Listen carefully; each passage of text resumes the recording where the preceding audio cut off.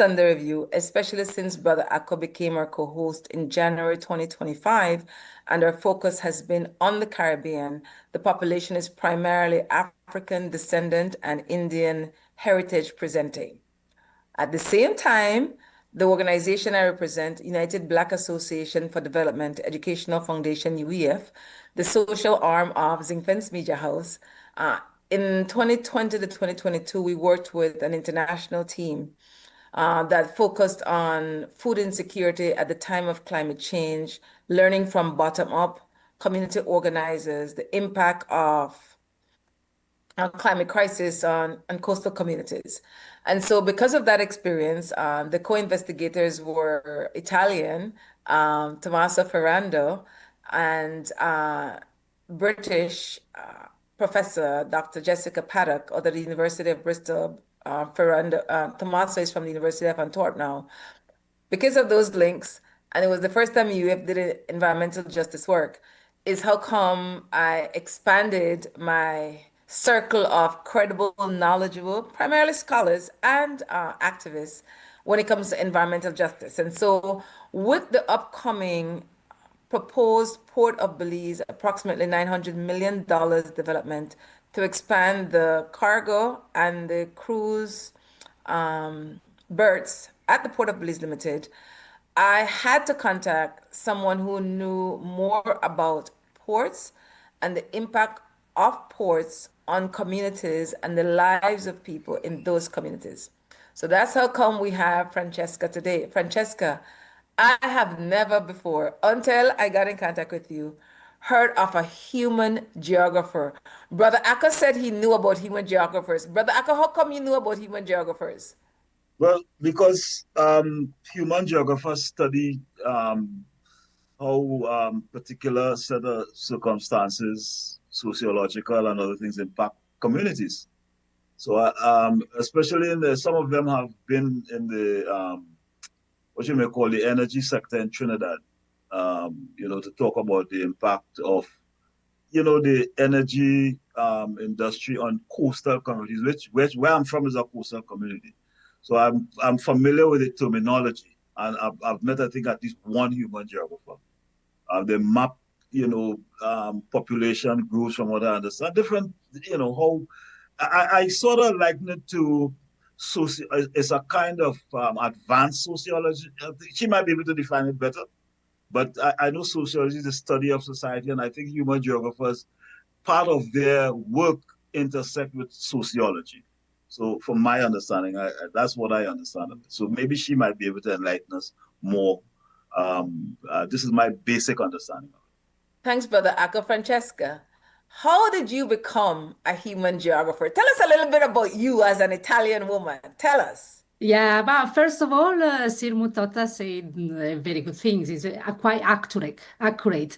It's not necessarily sociology, let's say, but we do study relationship between uh, the nature, society, and relationship that have a spatial dimension. So how did I become a human geographer? It's because I've always been interested in conflicts in space. So I'm an Italian. I studied in Portugal, then in Spain, and right now I'm based in London. But yes, I've been interested in conflicts because I've seen how our cities have been transformed very quickly over the last 25 years for the reorganization of global capital. So I've started from there, from studying cities. And then I was working for a research on maritime policies, and I got into study port cities. And so I've learned everything about ports and how global capital is reorganizing through maritime transport. And yes, so this it's a summary of how I got to study port cities. Say what you just said again about the impact of capitalism on ports. Yeah, I that's want us to expand on that. yeah, definitely. I mean, the ports are the central element or the central cog in the global machinery of capitalism, we wouldn't have had neoliberal globalization without ports or without the transformation of ports, because neoliberal, the kind of capitalism that we have now, which is based on supply chains, so is based on delocalization of production from the West towards countries where we have a cheaper labor cost, like for instance, China, Vietnam, right? All these displacements wouldn't have happened without the transformation of ports and the maritime transport that made this circulation of goods in a global scale very, very cheap. And to cheapen in these costs, there has been like a shift of power dynamics, but the port cities are paying these costs, are paying in terms of infrastructure with public money most of the time, but also in environmental cost, in terms of environmental cost and social cost, particularly for the community that are the most impoverished, who usually are those that experience the higher impacts of what we can call environmental injustice. And the cruise issue is very much related to this, the transformation of the circulation of goods. I can tell you more about this if you're interested. I'm definitely interested in Brother Akko, you could jump in at any time, in understanding the structure of the marine environment when it comes to marine traffic, cruise industry, the shipping industry. If you could just give us a mental breakdown of how this works, because at the end of the day, we, the everyday people, are feeling the consequences who are in the communities where these ports are. And it's not just the people living nearest the port, it's all the people living in that country whose lives will be impacted long term. So just give us a breakdown so we could understand how both the cruise industry and the shipping industry, and also these financiers, these investors, how they come together in the interest of global capitalism to benefit money-wise, because it's really profit over people, in a language that we can understand, Francesca. Yeah, I think we need to do a little bit step of an historical evolution. I'm going to try to be as fast as I can. But basically, in the 1950, there was the invention of the container, right? That has standardized transport across the world. This was a military invention that was used for the first time in the War of Korea in the 1950s.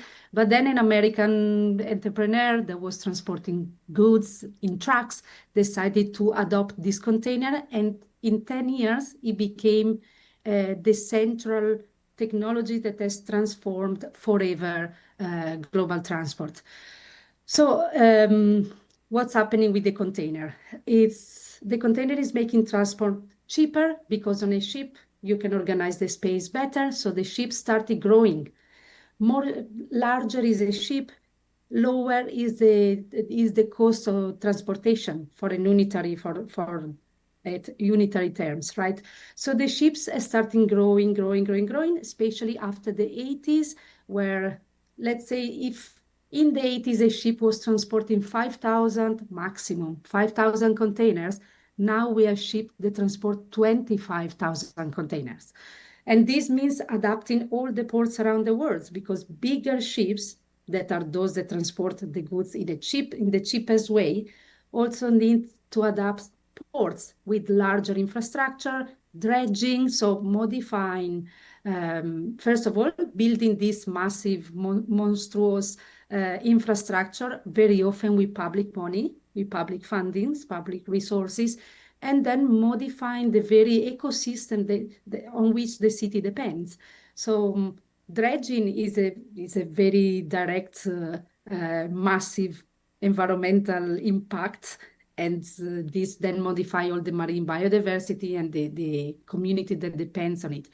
But together with this, what we call gigantism, so naval gigantism and the infrastructural gigantism, because the ports needed to adapt to the growing of ship, there has been another process going on, which has been the privatization of ports and the merging of shipping companies.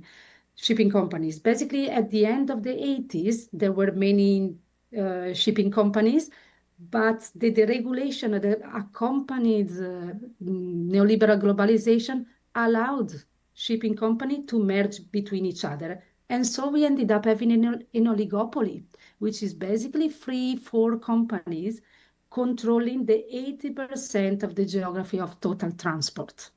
And this is happening both in the shipping, so in the commercial transport, and in the cruise ship, in the cruise sector. So we basically nowadays have 4 alliances of corporations that control pretty much the transport of everything that is transported. And it's quite relevant because at global level, 90% of everything that we consume is transported by sea. So how we rely on maritime transport remains a little bit invisible to the general public, but is actually, we are talking about giant figures. Anything you want to say so far? Very interesting what she said relative to the impact of this on the environment. And I can speak from my own village in Trinidad. Prior to BP coming to our community, we had like a reef structure across the coastline. We live in a bay. So there was a reef structure that runs across the entire bay. The bay is about 6 to 8 miles. When the oil companies came, it was BP, BHP, and some others, they had to create a port. So what they did was they started to dismantle the reef. The reef. And the reef was a source of, fishing and all kinds of livelihoods of fishermen and other persons. And that has altered the ecology, right, relative to fishing. It has altered it to the point now that the fishing that was consistent in my lifetime as a child no longer exists. In addition to the pollution, the other thing that she mentioned, I'm glad she started on that point, is the issue of global capital and neoliberalism. This is the dominant economic model that we live under ever since, I would say, the Thatcher-Reagan era. And this is the model of economics, and not only economics, but politics, that the world seems to be organized around, And this is something that governments, especially in our region, small island states and small states, don't seem to have either the intellectual capacity, right, or the character, if you want to call it that, to challenge some of these notions. Ports, when I was growing up, was publicly owned. All the ports were nationalized. And then you began to see this process of ports being privatized, not just ports, airports also, right? Being what is called PPP, public-private partnerships, And this is an economic policy that in most cases do not benefit the communities in which these plants or whatever you want to call it are built. Even though it is promised, there's a promise that you're going to get jobs, you're going to get this, you're going to get that, and at the end of it, nothing really benefits the community in any long term. Unfortunately, and I'm happy to be speaking with Ms. Savoldi this morning, it is an issue that we are not focused on, because too many times we are focused on peripheral issues. This morning, I'm going to be short, I'm going to end just, this morning I was on a radio station in Jamaica, and I was saying that, we live so much in this metaphysical world, and in a world of sometimes abstracts, that the practical things before us, we are not focused on. You see? So we are focused on religious conflicts and who is different from who, or all the sort of identity politics of gender and so on. And while we are distracted with these things, in my opinion, issues like what is happening with ports and airports, we are not focusing on these things, and these things have very serious impact and consequences for human existence and for the existence of the ecology as a whole. Thanks, Brother Akko. Francesca, good framing. Continue. I hope you remember where you were before Brother Akko and I shared. As you continue to share with us the structure of global capitalism when it comes to this particular sector. And I really value you taking the historical narrative, going from the past to bring us to where we are presently. So you told us how the neoliberal policy mindset, the larger containers, larger vessels, and that's where you were in the process. So continue the narrative. Yeah, so this is really the beginning or the year zero of no, it's not really the year zero, but it's the beginning of the contemporary kind of conflicts we have in port cities. We know port cities have always been sites of struggles and emancipation, but mainly because of the dock workers. The dock workers and the labor rights that a lot of people enjoy today, they actually come from dock worker struggles. We are not talking about just last century, but even in the 19th century, and the fight and the struggle of port workers, they were not just local, they were actually transnational. And this makes you understand what a port mean in the global capital system, right? If you stop a port, you can really create a huge disruption in the system, because if things cannot be delivered or cannot be imported or exported, it has a huge reverberation across capital, right? And also across society and politics in some terms. So the history of port cities is really characterized by these struggles. But what happened is from the 90s, these conflicts started becoming more and more, not just labor, but also socio-environmental conflicts. Because what I was mentioning before, which is this limitless rise of gigantism, ships keep becoming bigger, larger and larger, which requires larger and larger infrastructure. And this growth, we really need to keep in mind, is not justified by is not correspondent to a growth of demand in transport. It's not that the port growth means that the economy of a place is growing or there are more products to export or import. It's just that ports keep growing because they want to remain competitive. So a lot of projects of port expansion are actually economic irrationality, because they are not justified by the same increase of demand in terms of trade. So it's really a game of competition and not rising, but really lowering the price to the bottom, the race to the bottom in terms of prices, right? So expanding ports to decrease the transport cost. But doing this, there are a lot of, it's like a domino effects of other costs that falls on communities, on cities administration, and also in public funding, and ultimately on the ecosystem itself. So when ports started to be privatized, we can talk a lot about this. Privatization is not so simple, because you can have a port authority that is privatized, or just the terminal that is private or given in private concession. But at the end, let's say that most of the terminal nowadays in the world are given in private concession to 4 operators, which means that these companies have a huge lobbying potential. And the game they play is exactly this. They tell port authorities, or you give me what I need, or I go to another port. And what do they need is resources, like in terms of its space for expanding, no? It's water, but it's also public funding for building these huge infrastructures. So you see that this expansion of infrastructure really is made at the expenses of local port cities, and mainly on communities that live nearby, because they are those that suffer the accumulation of impacts.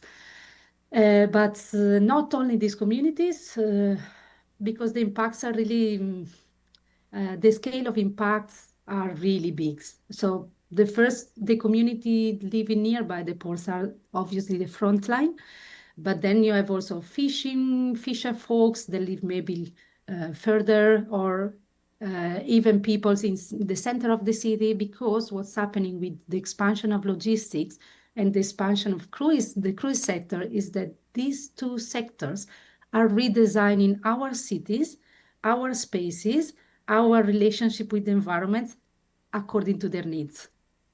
And it's very difficult to politically negotiating with this power, because we are talking about a huge global oligopoly. So yeah, it's not an easy topic, but Yeah. there are a lot. Sorry, No, you I'm go ahead. speaking too much. No. You go ahead. I wanted to ask you one question. Who are the four dominant companies that run the ports around the world? You mentioned four. Yes, there are four. So in terms of container ships, in terms of Yes. transport, the commercial transport, we have four alliances. One is called the Ocean Alliance, which is basically, they are a Chinese company called COSCO, and the Costco. Singaporean company. Then we have a new one, which is called the Gemini Corporation, is formed by Maersk and Hapag-Lloyd, which are a historical company from Denmark and Germany. The third alliance is called Premier Alliance, and is mainly Yang Ming and HMM1. These are also from Singapore, I believe. And the last, which is the biggest one, is formed mainly by MSC, which is Mediterranean Shipping Company, which is based in Switzerland, a landlocked country. Then we have an oligopoly also in terms of cruise ship. Maybe we can talk about it later. Yes. Oh, That's what I want to find. Yes, go ahead, Sarah. Thanks for that question. And let me just take the time now to go ahead and name those the major shipping companies, since we already listed the cruise companies. You just listed the main shipping companies. So let's just go ahead and list the main cruise companies, and then we'll take our first break. Go ahead, So the Francesca. largest, the one with the most quota of capital, is Carnival Corporation, which owns about 40% of the circulation of this kind of circulation of passengers.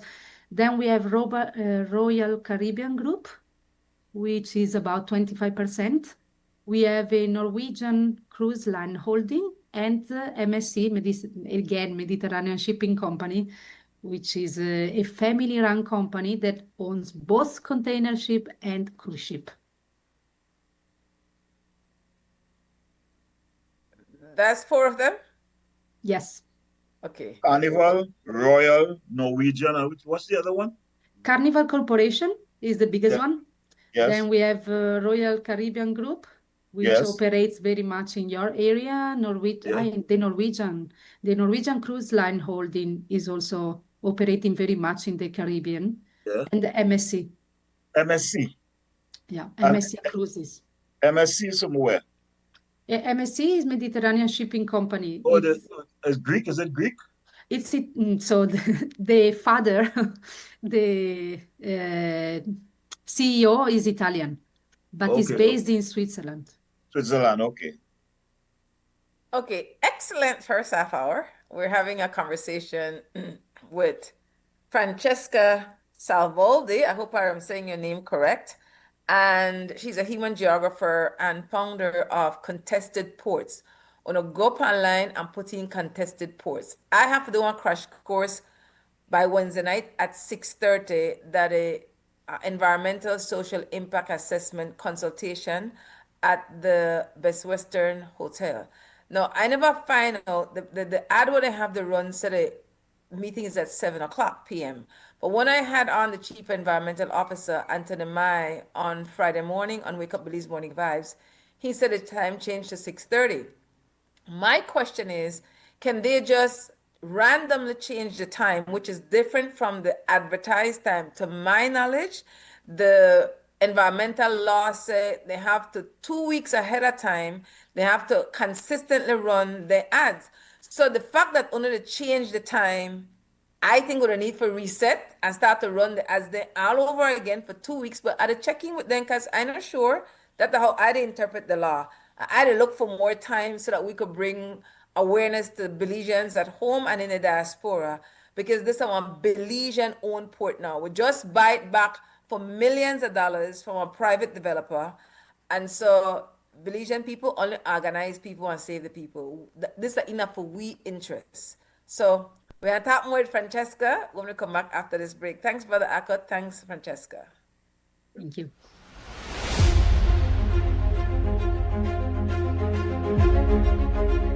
Oh, that was I want to share why this work is so I love the urgent. Foundation of that. My mother is 75 years old. At that conversation. She's blind. She has lived by the sea for 75 years. Today, my mother cannot see the stones you guys are placing to protect her home. But she can hear. Every night she sits in her home and hear the waves beating at her door. To most people, that song is peaceful. But to my mother, the song is a countdown. It is the song of the land she loves being stolen, inch by inch. For years, the song has been a dark shadow over our lives. I look at our student here today, their bright little faces. We need your help to make sure that when these children go up to be 75, they are sitting in their homes and aren't afraid of the sea. The whole design of the T is to catch the sand as it walks past Monkey River. Literally what you see is the sand comes from the river, goes out to sea. The sea was clogged with mud and sand, so the river pushed the sand out like it used to. One, we have less flooding. We have a lot of drainage on the way to Monkey River. The water is not there. But as you can see, we moved the sand over. Now nature will walk it down with time. There is an area between the burial ground and where the village is that needs some attention as well, and so it will be addressed right away since PM has approved some additional finance to continue the project in Monkey River.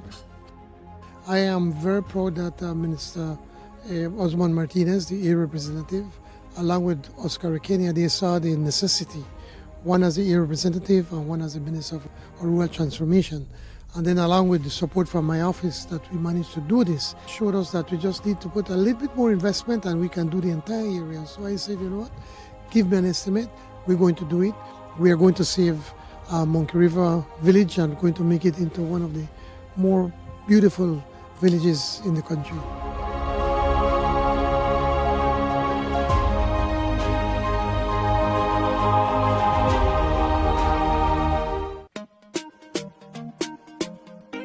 Smart for everybody. Smart leading everything. Smart give you everything. Smart offer everything. Smart give you everything. North to the east and the south and the west. Smart are the best. Calling. Double up my data and give me all the text. In fact, give me a plan for my family. Unlimited calls, so me like it. And Smart make everybody feel happy. Bringing people together, me want it now. Smart got love for everybody. Me want my Smart plan.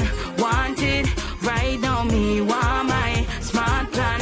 Want it right now. More bundles, data plan. Me want my smartphone, internet in my hand. Call me want my Smart plan.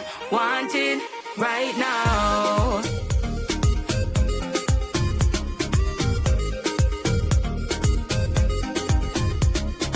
Smart. Stay connected. Stay happy. At Atlantic Bank, your convenience is our priority. Our contact center is designed to enhance your banking experience. With a wide range of customer service options, you save time and effort. You can easily call in to block or unblock your debit and credit cards, perform account inquiries, and access detailed card information. Whether you need assistance with online banking, merchant support, or general inquiries, our team is ready to help. For added convenience, if all operators are busy, you can leave your number and an operator will return your call as soon as possible to to ensure you receive the support you need. Depending on your transaction type, we may need to verify your identity through a set of security questions. And remember, Atlantic Bank will never request your username or password for Atlantic Online via phone call, text, or email, ensuring your personal information remains safe and secure. Our support team is available Monday to Friday from 8 a.m. to 6 p.m. in both English and Spanish. Simply dial 223-1212. This is a dedicated line for our contact center. Atlantic Bank is committed to providing you with exceptional service and the tools you need to manage your finances conveniently and securely. Take full advantage of our easy-to-use contact center services today. Atlantic Bank, building the future together.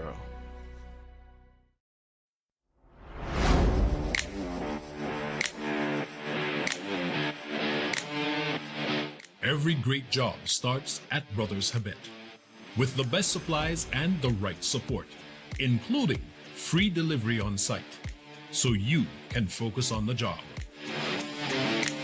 Brothers Habet, working with contractors since 1983.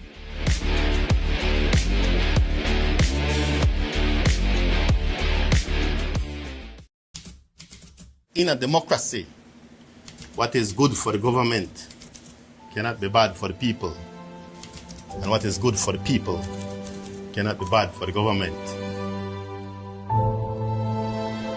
We came a long way. It's like over 16 years that it was basically like 2-3 houses in that area. It was wild. One high bush like jungle. I want to take me lick. Say no water, no light. I tell her no worry about that. We have figured it out. You know, you wonder how long it will take for this to happen. A year ago, you were considered squatters.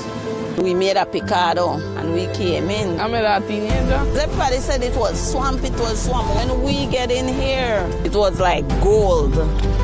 Today, you're landowners. Very this that for we, and we proud of this. Now we are claiming our house on the land. We have worked so hard to make this happen for us. This is a beautiful day, folks, because we are taking care of people who have taken care of us.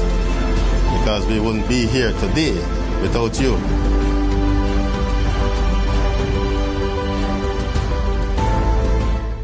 The Belize Tax Service has been serving the country well since its inception. But like many tax administration systems worldwide, it faces new challenges that require modern solutions.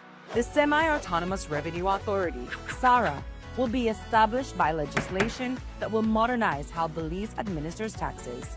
Countries across our region, Jamaica, Barbados, and Guyana, have undertaken similar efforts at modernization, and we're using their experiences, successes, and challenges to design a SARA specific to our tax landscape.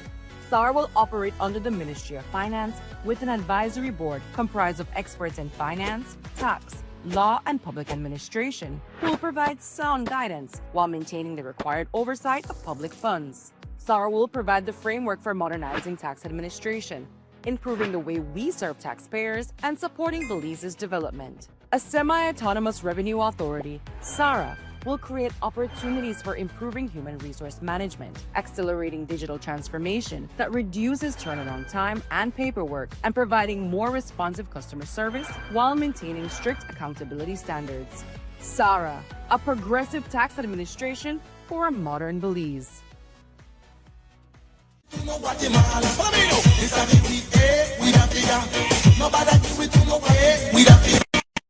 do it to no Guatemala. This a the we a figure.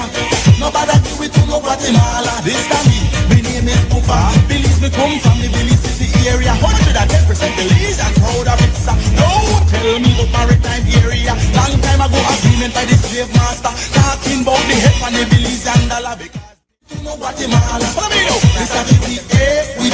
And during the break, oftentimes we have juicy conversations. I try not to have these conversations during the break or before the show because it takes away some of the oomph when you have it publicly. So I want to go back to earlier. Francesca made the point. No, Brother Akko, say to Francesca what you said earlier about your thoughts on how she's presenting and her mindset. as far as her social progressive awareness. And then I want, they never know I'm telling you this, you know. And then I want, Francesca had said about the role of dock workers when it comes to a lot of the rights that we experience that we oftentimes don't connect with or know, and then bring it full circle to where we are now, that is up to people to work in their best interest. And that's how we usually make long-term, meaningful life gains. So, Brother Akko, say to Francesca what you said, and Francesca, you can respond. I'm trying to what we said in the conversation.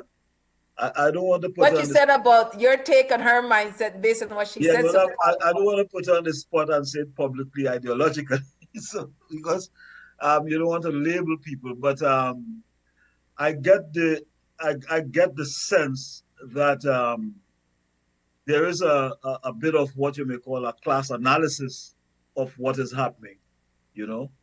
And I say that in the context that we are so inundated with identity politics, you see, identity politics, that we are forgetting at times that there's a real class dimension to what is happening, and that there's a ruling class and there's a working class. And usually the victims of a lot of these policies and these new economic arrangements are the working class people, which dock workers are, you know. And, you know, I'm happy that she is raising this issue of dock workers, because dock workers have played very important roles in, because usually they are sources of information because of where they are. They hear things and they know things sometimes that the wider population doesn't know, you know?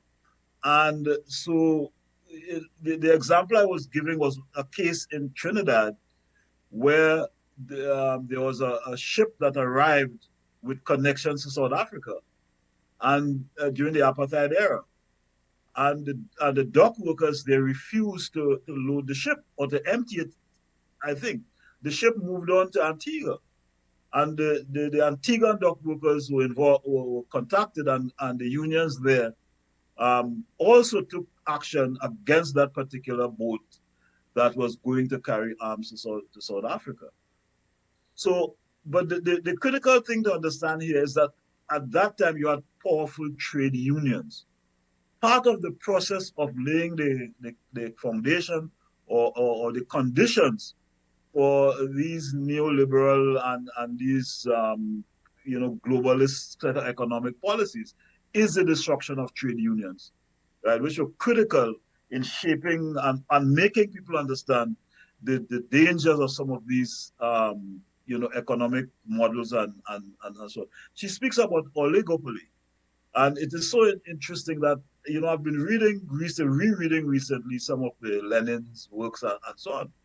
And Lenin speaks about the cartels and the monopolies, you know, and now we have moved beyond monopolies into oligopolies, in which a very small handful of people control critical sectors of the economy. And now she's saying that is happening in ports.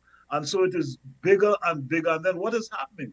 When these things fail, the states have to bail them out because they're saying they're too big to fail, and the kind of impacts they'll have on the economies. And, you know, and these are important issues, I think, for people globally to understand, but particularly for the Caribbean to understand. Big thanks, Brother Akko. Francesca, what are some things that we're not thinking about because we just don't know, we're not paying attention, that based on your research and years of working with communities that are near ports, that are things that we need to know about? I know one of the things, we would say they're health issues, but that's a broad title. We don't think long-term what those health issues could be, and environmental issues. So what are some things we need to be paying attention to from a social perspective and from an environmental perspective that we generally wouldn't think about? Yes, I think we need to deconstruct there are different ways to deconstruct the dominant narrative, because we are, I mean, the developer of these projects, normally they presented the kind of benefits, cost benefits analysis that are very misleading. and they present this kind of project as a mean of development. But this is absolutely an illusion. So what a lot of communities do around the world fighting this kind of project is doing research to build a counter narrative that is based on the experience of local communities. And we can deconstruct this dominant narrative through deconstructing the economic cost or through analyzing the environmental, socio-environmental impacts. So there are two different spheres, but they are obviously interdependent. When we think about environmental impacts, there is obviously a huge sphere to analyze related to the toxification of the environments, of our environments on which we depend. So we can talk about the air, for instance.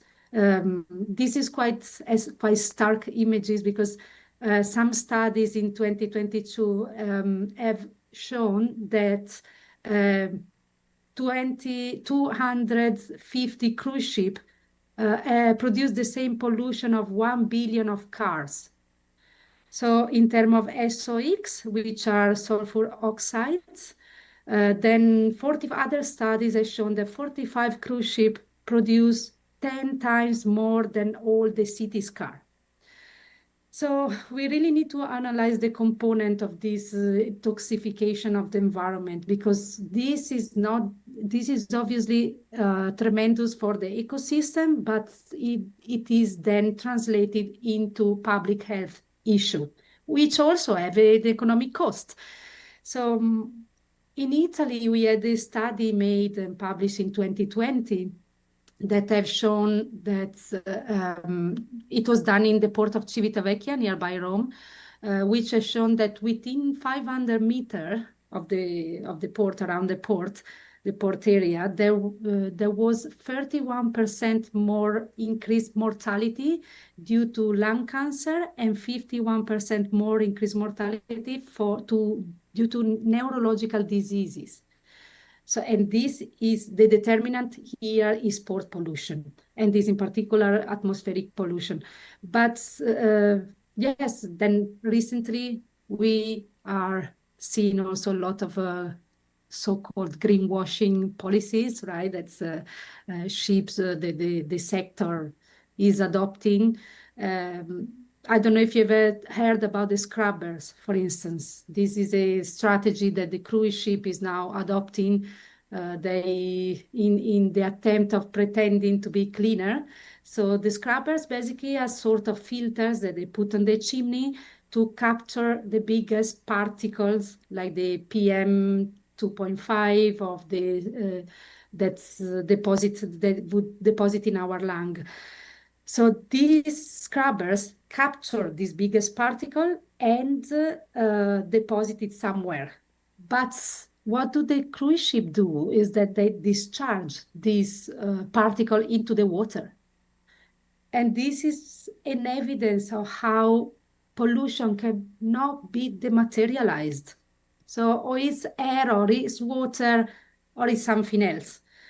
So it's important to understand that the level of pollution associated to this sector is actually out of scale, is quite unknown. And there is a lot of work that is done by the NGO Environment, Transport and Environment.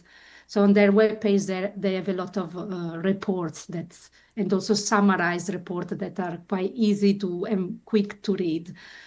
Obviously, there are a lot of big impacts on the biodiversity around ports, because like air pollution, but especially in the Caribbean, I think it's a big issue, because you have the biggest global marine biodiversity hotspot, right? So I have some colleagues in the port of Cozumel in Mexico, in the Mexican Caribbean, that have done a brilliant job of analyzing the impact of the coastal, of the cruise sector on the island and on the island biodiversity. So Adrian Villegas, who is one of the activists that has been leading the mobilization against the construction of a fourth terminal of cruise ship there, he's an oceanographer, and he has gather so much data to show how these cruise ships are actually destroying the reef. And destroying the reef, you are also, obviously, we are talking about biodiversity, but destroying the reef, you're also destroying the catch, the fish, so impacting the fishing communities. So there are a lot of impacts we can be talk about. There is another issue with sewage. Imagine 5,000 people on board, how much water they use every day, how many shower, 5,000 people going to the bathroom. There is a huge amount of gray and black water that the cruise ship produce. These cruise ships are basically giant cities floating around as free riders, which is a term that economists use a lot, because a free rider behavior is someone who takes resources but don't leave any benefits. And in terms of benefits, I was mentioning before that this cost analysis narrative promoted by developers are really based on the idea of trickle-down economics, which is, okay, we make a lot of money, but some tips will arrive to the local communities. This is not development. And actually it's not even true, because the cost of the cruise sector for local communities is much, much higher than the benefits that the people can get. You said a mouthful, Francesca. Big thanks for the echo. Absolutely. I wanted the name of the Mexican person you said, the person from Mexico. What's his name? The person from Mexico is Adrian Villegas. Adrian Villegas? Yes. I can share the contacts with you. Yeah. Very interesting, because what I'm thinking is that she needs to speak to more communities in the Caribbean. And I'm seriously thinking about my colleagues in Jamaica actually right now, because the entire Jamaican economy is built around the cruise ship and hotel industry. And this, and what you said about the level of pollution that these cruise ships emit, I have heard some of the stories, and you earlier said that there around these ports there seem to be a lot of cases of cancer, right? When you said that, it struck me. I am from a coastal community called YaYa. It's on the southeast part of Trinidad, very close to Venezuela. And in the last, I would say, 15 years, we have witnessed scores of people, especially women, young women, dying of cancer. And I have been telling people it is something in the environment. It has to be something in the environment. And there is no study done to try to understand what is happening. So you are saying this now, and what we have, number one, a lot of oil companies with large ships that coming there. They come with their bilge, and I understand from some of the bilge, they just let it go in the sea, right? Which is the water that they use when they're empty, I think, to balance the ship on the ocean. And so all of these things are happening across the Caribbean. We have a colleague who was in the EPA in Guyana, and who spoke about the potential for the destruction of the Caribbean coast should there be some kind of leakage in Guyana relative to what Exxon is doing. So you have this conversion of all of these economic activity relative to ports and shipping that potentially has very destructive capacity for the Caribbean. And just to make one final point, because you began with history, and our history is that when the first European conquistadores came to this part of the world, what they built were ports. And our city in Trinidad is called Port of Spain still, because it was a port of Spain. And all our capitals were ports, because it was the easiest point in which to trade and to and continue certain kinds of economic activities.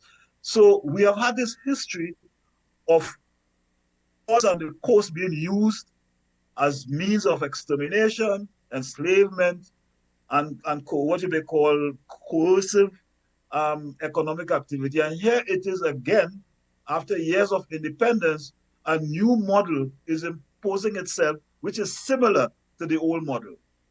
The more things change, the more they remain the same, it seems. You know, Brother Akko, as I listen to both you and Francesca, I'm thinking with heavy hearts, and I didn't think of it before. But it's listening to both of you discussing ports from a different perspective, that these ports were instrumental in the enslavement of our African ancestors and ancestors. Our people were the first people that primarily Europeans human trafficked for financial benefits. And so when we think of ports at times, and I've heard other people said it, what is the cultural value of a port in a community? And when we think of Belize, we would almost never think of the value in human lives when it came to living in coastal communities. You do not hear that conversation at all. So before we go to break, Francesca, I don't know if that component has ever been a part of community conversations when they talk about ports. And I know you don't primarily work in African descendant communities. That is now changing. Belize is now one of your contacts, and Trinidad and Tobago. But has that ever been a part of any conversation? I think this conversation come into the discussion of conflicts when we talk about what is commodified, how life is commodified. So you're talking about people being commodified through slavery, and now we have the commodification of everything that is alive, but in terms of more of the natural, in terms of ecosystem.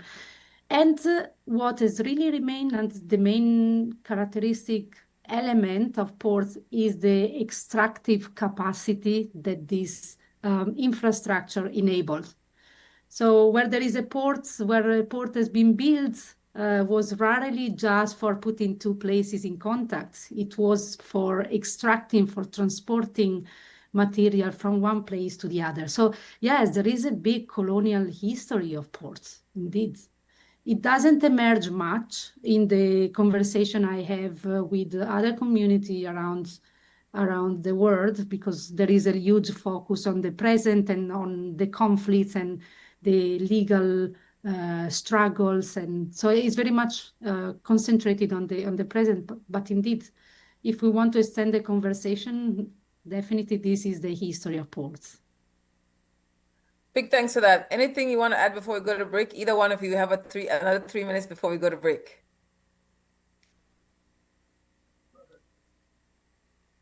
You go ahead. No?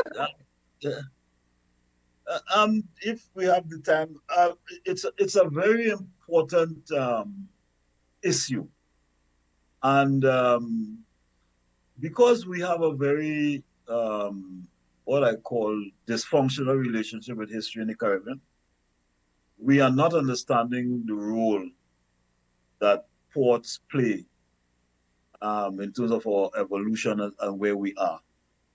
And I think this conversation with her, even though it is the present, you cannot understand the present unless at times you return to analyze the past. Because the past sometimes is a very good reflection of what could happen in the future. And so in looking at this conversation, what is happening with ports now, the exploitation of people, you are looking now, this has been the history of the Caribbean, this has been the history of Central America, where ports have played this role in undermining our sovereignty, and in some cases, facilitating the extermination of people. You know? And so it's a very important discussion to have at this point in time, given what is happening in terms of the ecology. And I have said this to people, that as much as we talk about the environment, we also look at it, we must look at it holistically and look at the entire ecology. You know, not just pollution, but you look at the oceans and what is happening. You look at the ecological balance, right, and how species are being exterminated. And usually when you look at traditional society, they will tell you that once animal species are being exterminated, soon to follow might be humans, right? Because usually a harbinger of, things to come, the old, canary in the mind kind of concept. So this is an extremely important discussion at this point in time, right? The role that ports are playing, especially since so many islands in the Caribbean, their economic structures, their main economic activity are centered around ports. Big thanks, Brother Echo. Okay, it's break time. When we come back in the final segment, and I tell you, time just fly when we have fun. I absolutely love learning and relearning, and having a conversation with these two individuals just make my day today. In the final segment, it's very important. Remember, there's an upcoming environmental social impact assessment consultation as part of the ESIA requirement for one developer who want to develop the Belize. What different this time, at least for me, is that the developer is the government of Belize, because the Port of Belize Limited is now owned by Belize and Belizeans. And they want pitch to we, long story, they want pitch to we Wednesday night at 6:30 at the Best Western, why we should want to agree with the state on this proposed $900 million Belize dollars cargo and cruise expansion without doing any serious education, knowledge sharing before asking us for a buy-in. And truthfully, the word out the road is they are doing this, they want to force it down with you. They just to check the box to have this consultation, really. And we know consultation that believes in a genuinely people participation, active people participation. So Zinc Fence, again, as we're known to do for 50 plus years, having everyday people's interests at heart, we make one concerted effort to bring the knowledge fairly to everybody. And that's one of the beautiful things of owning your own media house. So we'll take one last break. And when we come back, we'll ask both Brother Ako and Francesca on what their final thoughts are and what are things that Belizean people need to be aware of going into this public consultation, because we have to look after our own interests, because nobody will look after it like we. Break time.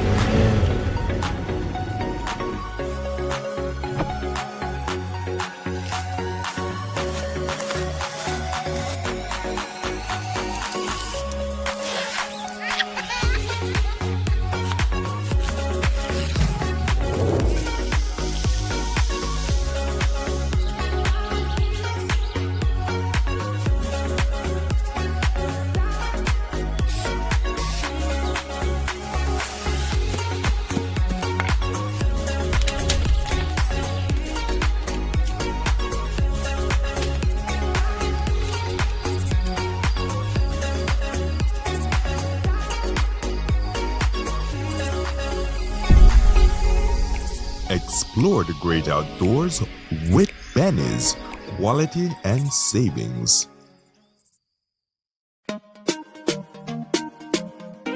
Smart for everybody. Smart leading everything. Smart give you everything. Smart offer everything. Smart give you everything.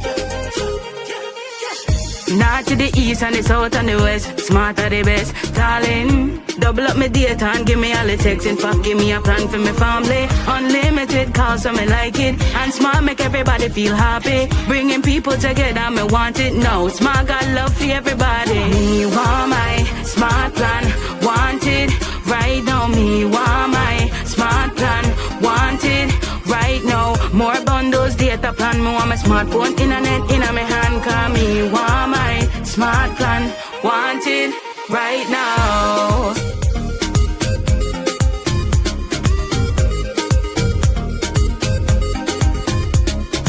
Smart. Stay connected.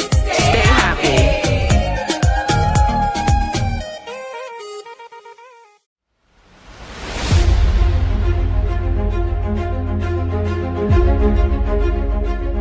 I want to share why this work is so urgent. My mother is 75 years old. She's blind. She has lived by the sea for 75 years. Today, my mother cannot see the stones you guys are placing to protect her home. But she can hear. Every night she sits in her home and hear the waves beating at her door. To most people, that song is peaceful. But to my mother, the song is a countdown. It is the song of the land she loves being stolen inch by inch. For years, the song has been a dark shadow over our lives. I look at our student here today, their bright little faces. We need your help to make sure that when these children grow up to be 75, they are sitting in their homes and aren't afraid of the sea. The whole design of the T is to catch the sand as it walks past Monkey River. Literally what you see is the sand comes from the river, goes out to sea. The sea was clogged with mud and sand, so the river now pushed the sand out like it used to. One, we have less flooding. We have a lot of drainage on the way to Monkey River. The water is not there, but as you can see, we've moved the sand over. Now nature will walk it down with time. There is an area between the burial ground and where the village is that needs some attention as well, and so it will be addressed right away since PM has approved some additional finance to continue the project in Monkey River. I am very proud that Minister Osman Martinez, the area representative, along with Oscar Kenya, they saw the necessity, one as the area representative and one as the Minister of Rural Transformation. And then along with the support from my office that we managed to do this, showed us that we just need to put a little bit more investment and we can do the entire area. So I said, you know what, give me an estimate, we're going to do it. We are going to save Monkey River village and going to make it into one of the more beautiful villages in the country.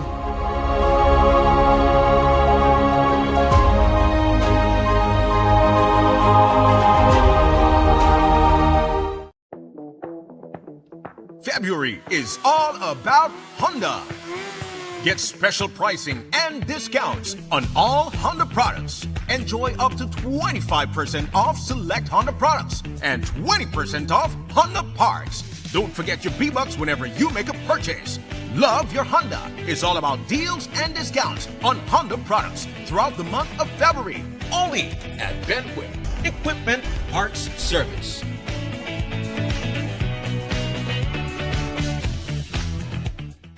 En Atlantic Bank, tu comodidad es nuestra prioridad. Nuestro centro de contacto está diseñado para mejorar tu experiencia bancaria. Con una amplia gama de opciones de servicio al cliente, ahorras tiempo y esfuerzo. Puedes llamar fácilmente para bloquear o desbloquear tus tarjetas de débito y crédito, realizar consultas de cuentas y acceder a información detallada de tus tarjetas. Ya sea que necesites asistencia con la banca en línea, apoyo para comercios o consultas generales, nuestro equipo está listo para ayudarte. Para mayor comodidad, si todos los operadores están ocupados, puedes dejar tu número y un operador te devolverá la llamada lo antes posible para asegurarse de que recibas el apoyo que necesitas. Para mayor seguridad, es posible que necesitemos verificar tu identidad con un conjunto de preguntas sencillas. Recuerda, Atlantic Bank nunca solicitará tu nombre de tu usuario ni contraseña de Atlantic Online por llamada telefónica, mensaje de texto o correo electrónico, asegurando que tu información personal permanezca segura y protegida.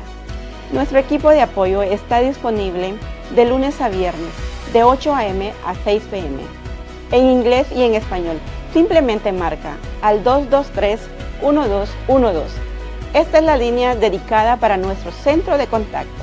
Atlantic Bank se compromete a brindarte un servicio excepcional y las herramientas que necesitas para administrar tus finanzas de manera conveniente y segura. Aprovecha al máximo nuestro servicio del centro de contacto. Atlantic Bank, building the future together.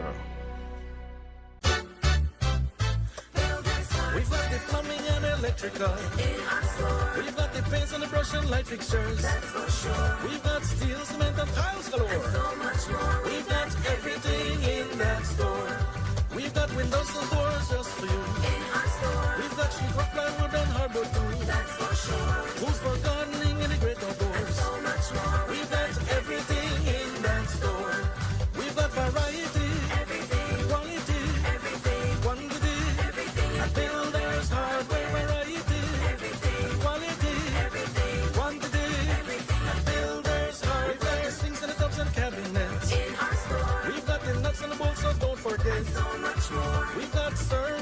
with a smile. That's for sure. We've got everything in that store. We've got variety, everything, quality, everything, quantity, everything. And builders hardware variety, everything, and quality, everything, quantity, everything. And builders hardware. So builders who build with a passion and skill go to builders hardware.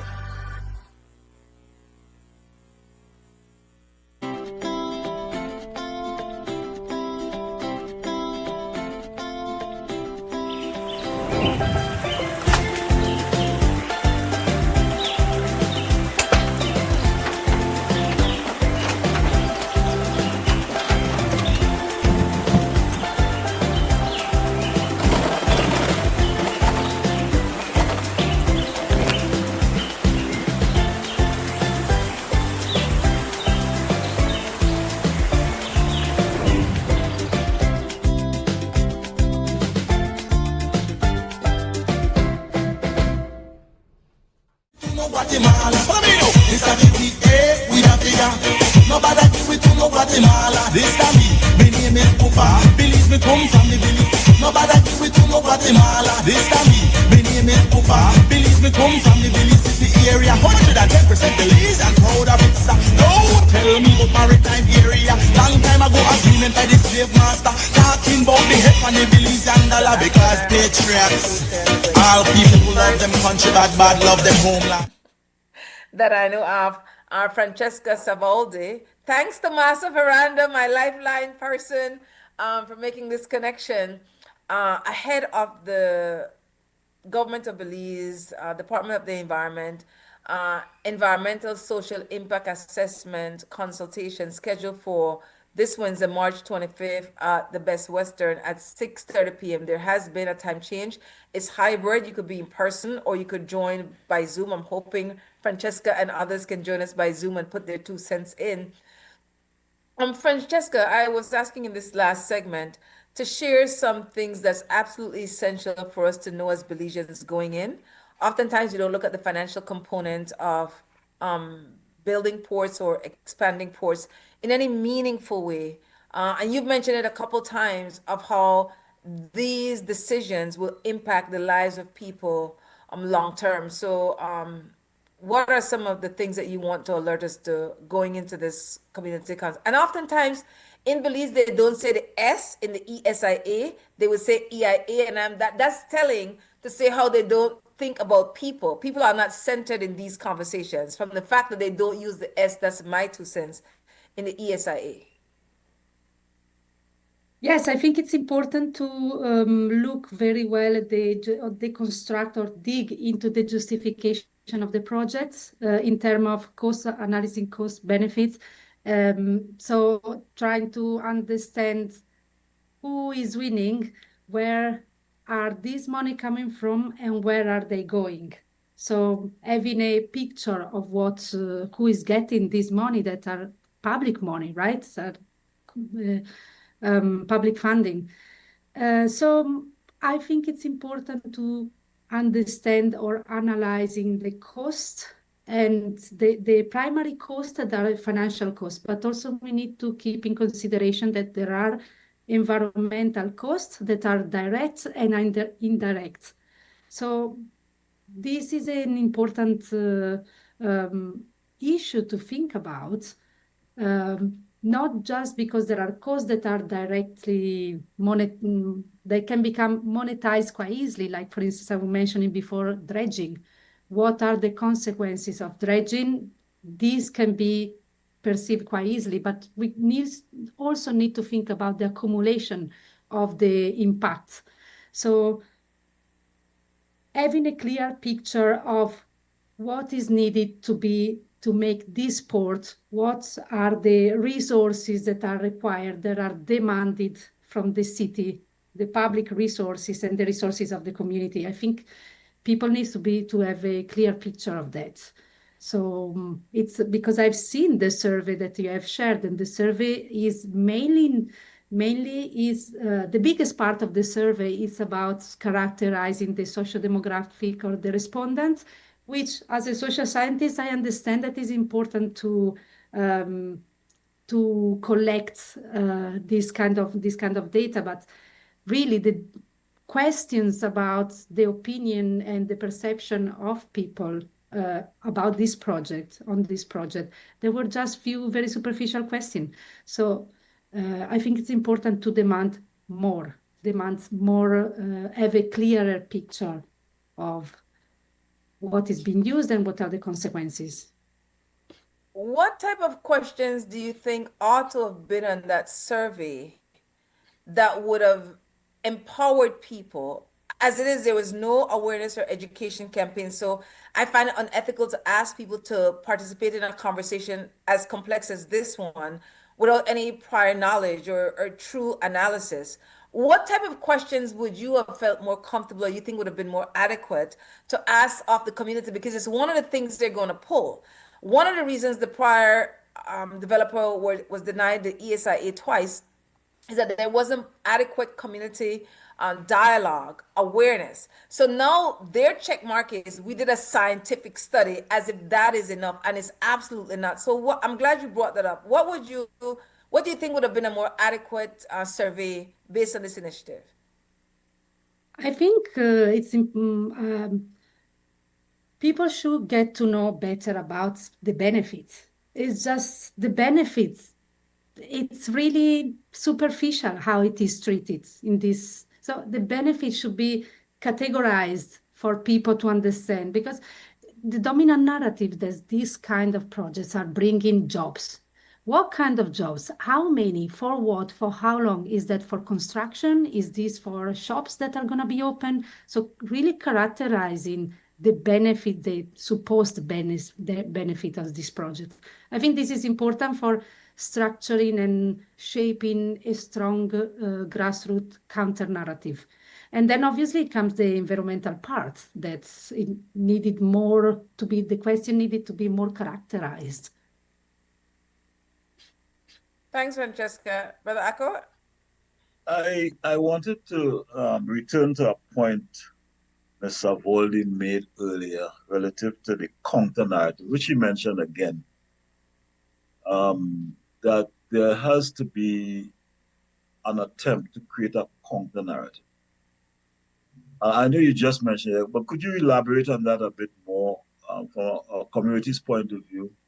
What would be some of the tools or requirements? Because a lot of these environmental, in Trinidad we call it the ECCE, environmental clearance something. A lot of these things are performative and not substantial. They are there to tick off a box and say, okay, well, we did this. But in reality, the community doesn't grasp. I know you mentioned, educating people, right? But the counter narrative, could you elaborate on that a bit? What would constitute, or how do we go about creating this? Some examples maybe for this counter narrative. Yeah, I think we can look at the example of other communities that have fought this kind of project and actually obtained victories. And one experience that I really like and I share it a lot is the experience of the Gold Coast community in Australia that fought against the construction from scratch of a cruise ship terminal, no, a port, sorry, it's not a terminal, it was really a port built from scratch. And they actually won. How did they win? They win through research and convergence. So bringing different people together. Obviously, the people that are on the front line, the most affected. So it's also about creating awareness, collecting, explaining what's happening in different language capacity, involving people, involving students, and conducting grassroots research. So what this amazing convergence of group in Gold Coast did was carrying out a lot of research on the impacts and also on the economic part. I'm a bit insisting on this because these ports are often justified with this, we bring development, we bring benefits. But actually they are not based on real evidences. So what this community did was showing that the ports economically would have been a cost because it was destroying the other kind of business, small business, that are using the same space, the same ecosystem. They are smaller, and so the benefits are more distributed and are more sustainable. To be more precise about it, this research that this community carried out have shown that little business that use the beach and the sea and this part of the city as for other kind of business like surf, I don't know, small cafe, whale watching, boat fishing, they were actually generated 400 million per annum, while the port would have not generated so much. Plus, this wealth was not going to be distributed. So I think part of the counter narrative must be also based a bit on, let's say, political economy of these projects. Who is winning and who is losing, and what are actually that destroying? There are alternatives. The alternatives are there already. Very good question, Brother Akko. Okay, final thoughts. Sorry, final thoughts? Yes, final thoughts, Francesca. Yes, final thoughts. Brother Akko. I think it's important to connect with other communities, and that's why I have created the platform Contested Ports. Obviously, it was part of my research, so I could show that this is a systematic problem of the reorganization of global capital that is spread through ports.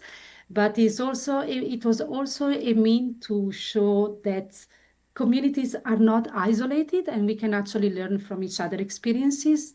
We can share resources, we can share means of conducting research and experiences. That's why on the platform there are actually a lot of resources in terms of reports from NGO, papers, but also documentaries that the community made themselves about their own experiences. And I have seen how people united, they get stronger. And this is not a cliche, but actually I've seen how getting together sometimes you have a better impact. And this is not just translocal, but it's also about looking for larger convergence in society. So groups that are maybe unexpected to be on your side, and they can be through awareness, the generation of awareness, they can support the cause. Big thanks, Francesca Savoldi, human geographer and founder of Contested Ports. So go up online and put in Contested Ports. So stay there because it's very engaging, vibrant, and relatable. Big respect to that work that you've been leading. Francesca, Brother Akko, final thoughts? So she made two important points here. One on the issue of political economy. And I think it's very important for Caribbean governments and activists to understand this. Many times, a lot of these projects are sold the economic benefits of these projects, but there's also a political side of it. And sometimes we have to make a preference for what I call the political economy and not necessarily the traditional economy. So I think it's a very important point to take note of. What are the political economic benefits of some of these things? And also the issue of alternatives. And more than ever, I think we have to explore alternatives. Part of the agenda of neoliberalism is to make us believe there are no alternatives. Margaret Thatcher's famous quote, TINA, there is no other alternative. There are always alternatives. And I think it fits into her statement about changing narratives.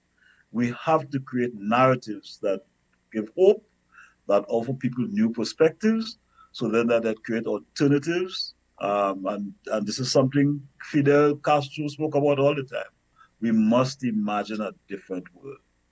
And to imagine a different world, we must learn about alternatives. So I'm very happy that she shared her thoughts with us.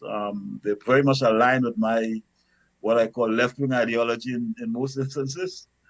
And this is a conversation I think more Caribbean territories should have with her. And once I get her contact, I will try to set up some other discussions, because I think there are other media houses in the Caribbean, people I know who this conversation with her will be very important for, and communities also that will benefit from this. Big thanks, Brother Akko. I tell you, Brother Akko is the man. He's known for that. Oh, you will have Caribbean connections now, Francesca. Give thanks to both of you for taking time this morning, for investing in the empowerment of people, working class, everyday people in particular, primarily focused in the Caribbean. We want to thank our security guard, I believe it's Shane Flowers, in XTV. We have Harlan Wagner. I look for my glasses because I write down the name and I need the glasses for say. I know I can't say the sister name. Her name is, we have a trainee in studio.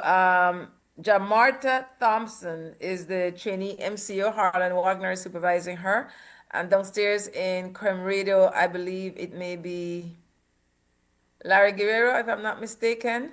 I want to thank everyone who tuned in, live streamed, listened. You could go to XTV Belize on YouTube, XTV Belize on Facebook, and listen to this program at your convenience. And then you share the link. And today at 5:30, it will be repeated on XTV Belize local channel. Remember, unless they change the date and the time, which I hope they would, it's scheduled for the public consultation. It's scheduled for Wednesday, March 25th, 2026 at 6:30 p.m. at the Best Western. Share the link, Francesca. I want as many of our international people tune in. I know the time difference, so a big sacrifice, and share them, comment. So it's on the record. People who have been trained in this area know differently than we do. Other organizers throughout the world who have whole power accountable when it comes to ports in their communities. And remember, Belizeans, never forget, only organized people and organized people can save the people. One love. Thank you. Good to meet you. We'll never give it up to another nation. Country bad love them homeland. We'll never give it up to another nation. This is we we the fear. Nobody give it to no Guatemala. Follow me now. This is we the fear. Nobody give it to no Guatemala. This is me. My name is Pupa. Belize me come from the Belize City area. 110% Belize and proud of it. No, tell me about maritime area. Long time ago agreement by the slave master. Talking about the help on the Belize and dollar because patriots. All people who love them country bad love them homeland. We'll never give it up to another nation. Country bad love them homeland. We'll never give it up to another nation. This is we the fear. Nobody give it to no Guatemala. Follow me now.